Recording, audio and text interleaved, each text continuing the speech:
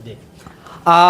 पहले हम बात कर ले रहे हैं 5% जो कहा जा रहा है कि रिलैक्सेशन के लेकर जितना भी जितना भी जो कटअप निर्धारित किया गया है उसमें 5% किस प्रकार का निर्धारित किया गया है, 5% जो भी है किस प्रकार दिया जाएगा उसके बारे में अभी तक आप लोग का पता नहीं क्यों कन्फ्यूजन है कि सर अभी तक हम एक सुबह में ऐसे मेरे पास सर कमेंट आ रहा है कि एक सुबह में एक शाम में जब तक कटअप नहीं देखते हैं ना कि कितना जा रहा है कितना नहीं जा रहा है तब तक नींद में नहीं आता है। तो ये भी थोड़ा सा जानकारी देने का प्रयास करेंगे और थोड़ा बहुत लाइब्रेरी के बारे में भी बातें करने का प्रयास करेंगे कि नॉन टीचिंग के बारे में भी 50 या रिक्तियाँ जो भी है आने की हमारी उपस्थिति फिर से मिशन 50 में मौजूद है। हमारे जस्ट लेफ्ट साइड में देखेंगे तो रजनीश सर मौजूद हैं और बिहार शिक्षक नियोजन के ऊपर शुरू से ही पढ़ाते भी आ रहे हैं और जो भी इम्पोर्टेंट मैसेज है आप लोग के बीच देने का प्रयास कर रहे हैं, इम्पोर्टेंट जो भी न्यूज़ है वो देने का प्रयास करें। सर सबसे पहले तो बहुत बहुत स्वागत है sir. Thank you so much, आपको भी ढेर सारा धन्यवाद क्योंकि आप लोग इन्फॉर्मेशन के माध्यम से बिहार के कोने कोने तक रियल टाइम इन्फॉर्मेशन पहुंचाते हैं, ये बहुत बड़ी बात है। पहले हम बात कर ले रहे हैं 5% जो कहा जा रहा है कि रिलैक्सेशन के लेकर जितना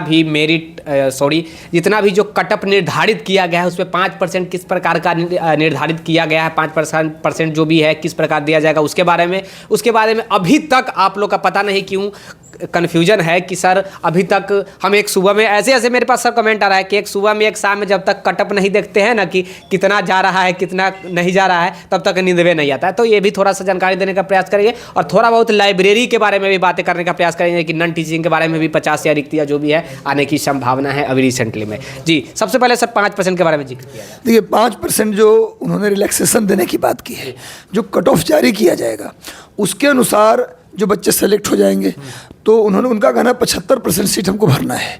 तो कई ऐसे बच्चे हैं जिनका स्कोर अच्छा तो है पर उनका रोल नंबर छूटा हुआ है, तो कभी किसी का बुकलेट सीरीज छूटा हुआ है, तो उन बच्चों को जो बाद में सुधार जाएगा तो फिर से उनका कॉपी चेक होगा या फिर उसके लिए कुछ किया जाएगा। तो फिर कुछ बच्चे ऐसे होंगे जिनका मार्क्स अच्छा आ रहा होगा तो उसको उसमें डालना पड़ेगा। तो ऐसे में शुरुआती तौर पर जब सिलेक्शन लोगों का होगा तो मान लीजिए कि अगर 55 गया जनरल का मेरिट और उससे मान लीजिए 75% में मान लीजिए 52,000 सीट आता है तो 52,000 लड़के नहीं मिल पाए, 40,000 लड़के ही मिल पाए या 35,000 लड़के मिल पाए, तो उन लड़कों को उन सीटों को भरने के लिए अब 55 पर जा रहा है मेरिट तो सीट नहीं भर पा रहा है। तो ऐसे में उन सीटों को फुलफिल करने के लिए उसको 5% मेरिट को डाउन करेंगे, यानी 100 में से 5% यानी लगभग 6-7 नंबर माइनस होगा।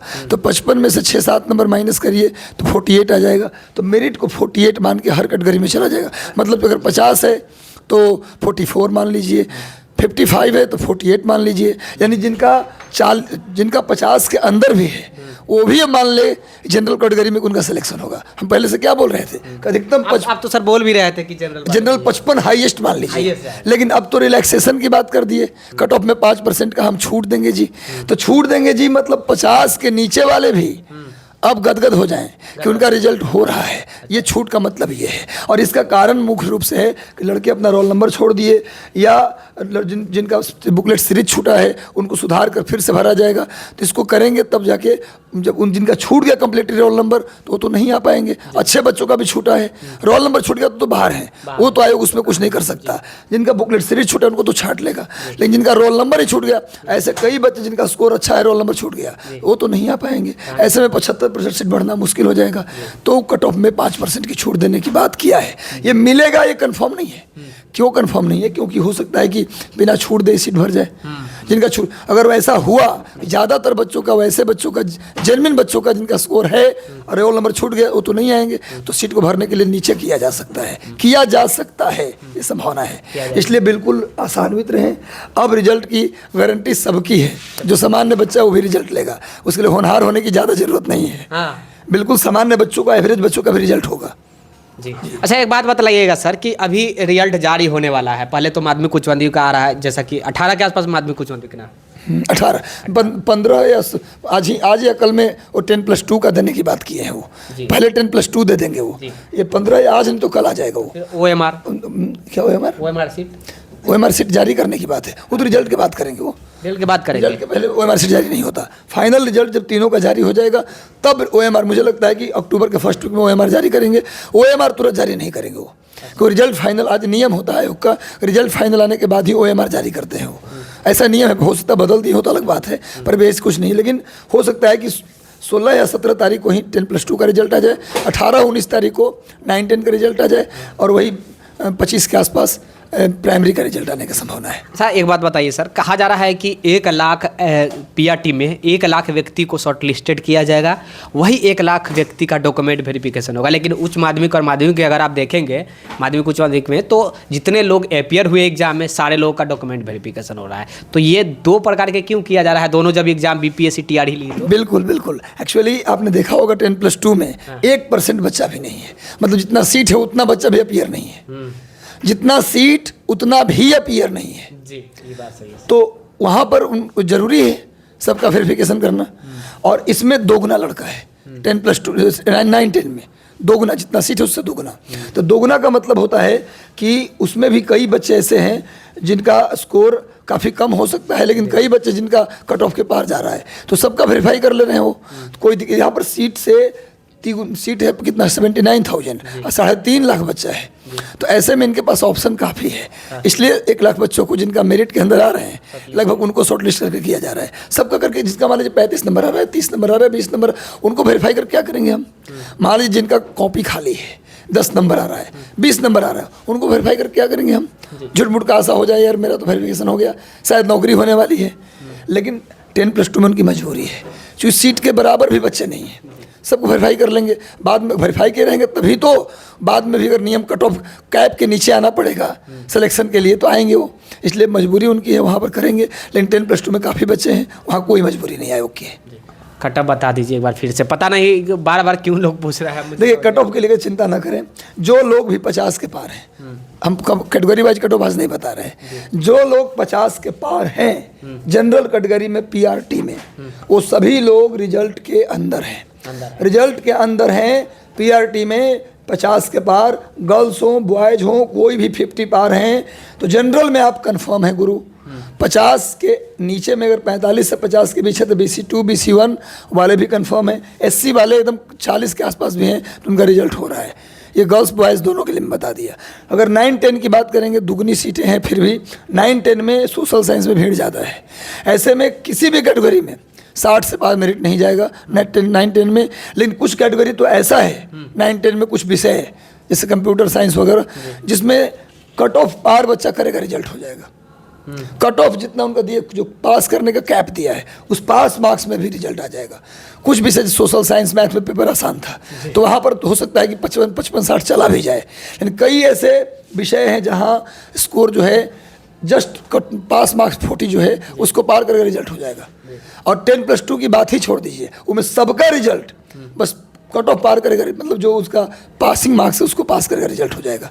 बस 10+2 में पास करे रिजल्ट लीजिए। उर्दू वाले के लिए क्या है? उर्दू वाले के लिए आज तक आप बताइए नहीं। उर्दू के लिए भी संख्या कम है, उनको भी जस्ट बाउंड्री में ही सिलेक्शन होगा, जो कैप है उसी में सिलेक्शन होगा। उर्दू में संख्या बहुत कम है, बहुत कम बच्चे हैं, तो वहाँ पर कैप जितना है उसका पास करने का, उसको पार कर गया तो रिजल्ट हो जाएगा।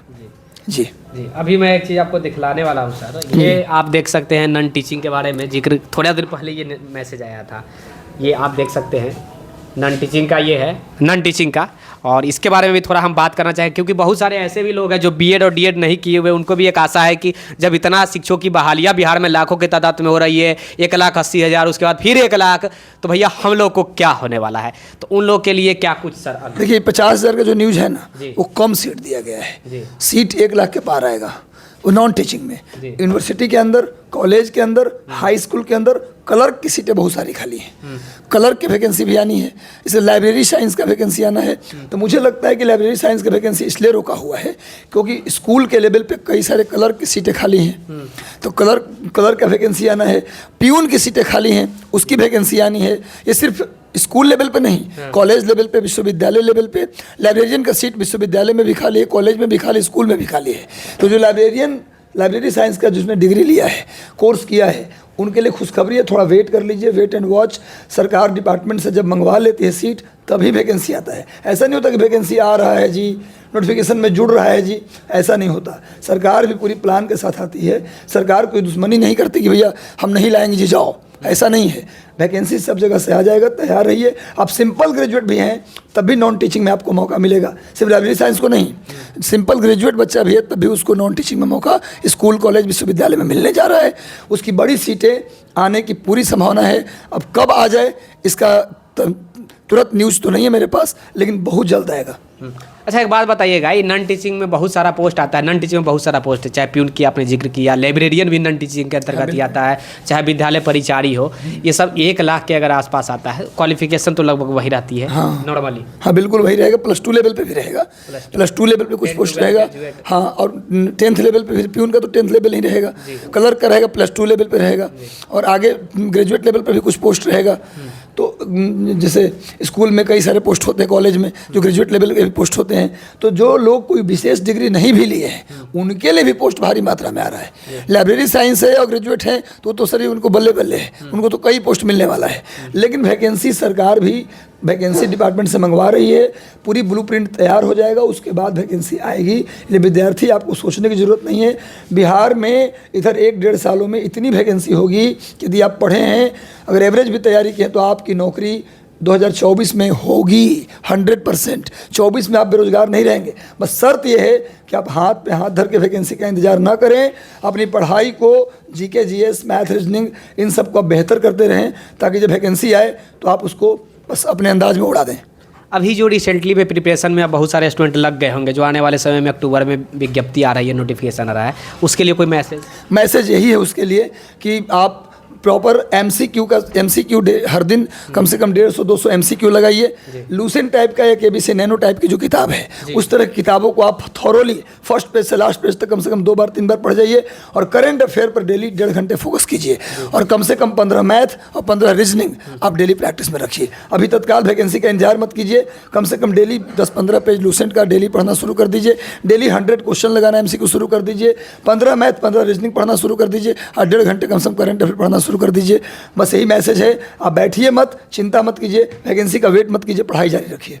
पढ़ाई जारी रहती है, बिल्कुल। आने वाले समय में फिर से समय नहीं, बिल्कुल भागा भागी ना आपके लिए हो। पेपर अगर नवंबर में भी हो तो आप धाकड़ तरीके से अपना कंफर्म कर दिया गया है, नवंबर में ही होगा। अब बिल्कुल बीपीएससी अगर कह दिया तो पत्थर की वो लकीर है। हमारे अध्यक्ष जी मैं तारीफ करना चाहूँगा, बीपीएससी का इतना परीक्षा लेने के बाद भी शेड्यूल मेंटेन, टाइम पे परीक्षा, मैं अध्यक्ष महोदय को दिल से धन्यवाद देना चाहता हूँ कि उन्होंने जो कार्य किया है बीपीएससी के बच्चों के लिए, रियली सैल्यूट काबिल है। बच्चे इंतजार करते थे, पहले 5-5 साल में वैकेंसी आती थी, हर वैकेंसी को 1 साल के अंदर वो क्लियर कर रहे हैं, और जो कह रहे हैं उस डेट पे एग्जाम ले रहे हैं, ये बहुत बड़ी बात है। तो इसलिए मैं धन्यवाद देना चाहता हूँ उनको। 1 साल भी नहीं लिए बिहार जो अभी एग्जाम परीक्षा 2 परीक्षा क्लियर करने जा रहे हैं, मतलब इसलिए बहुत बहुत धन्यवाद उनको। और लगातार अब लोगों को जो इन्फॉर्मेशन आ रहा है सरकार की तरफ से, आयोग की तरफ से, लोगों तक पहुंचा रहे हैं, और ये काम बहुत बड़ा काम आप कर रहे हैं। मैं ये छोटा काम नहीं मान रहा, क्योंकि यहाँ के बच्चे के लिए ये इन्फॉर्मेशन हो सकता है कि छोटी मोटी बात हो, लेकिन सीतामढ़ी जो बच्चा है ना गांव में, उसके लिए इन्फॉर्मेशन आपको नहीं पता अमृत का काम करता है जो आप कर रहे हैं। इसलिए रियल टाइम इन्फॉर्मेशन देने के लिए विक्की जी, सत्यम जी, आपको भी ढेर सारे शुभकामनाएं। Thank you so much. देखिए, जो भी जानकारी था, जो भी प्रश्न मेरे पास आया था, सारे प्रश्नों का हम जवाब लेने का प्रयास किए। विशेष जानकारी के लिए द टाइम्स ऑफ भारत के साथ आप लोग अवश्य जुड़ जाइएगा। सहयोगी कैमरा पर्सन सत्यम के साथ मैं विक्की गोयल, धन्यवाद।